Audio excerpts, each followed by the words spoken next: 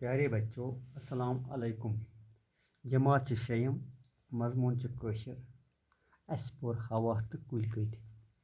आज लेखो यमन मौजून पे 10 जुमल।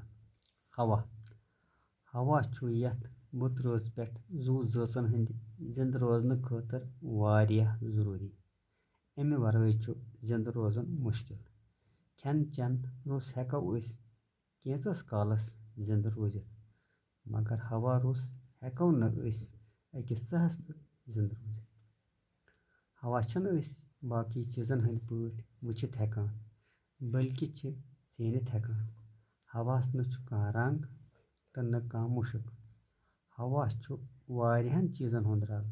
अत मज ऑक्सीजन, नाइट्रोजन तो कार्बन डाइऑक्साइड ही अहम गैस इकवट आसान।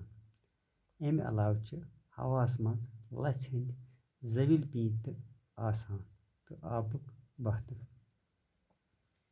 कुल कट सोन ओंद पोक साफ थावनस मज अहम रोल अदा करान।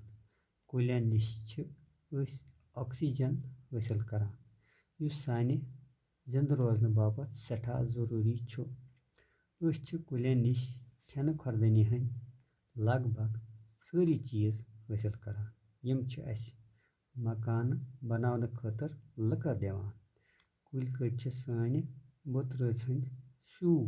कुलो कटो सत रूद तो पेवान तो आबी जखीरन मज तो आबुक मकदार बरकरार रोजान।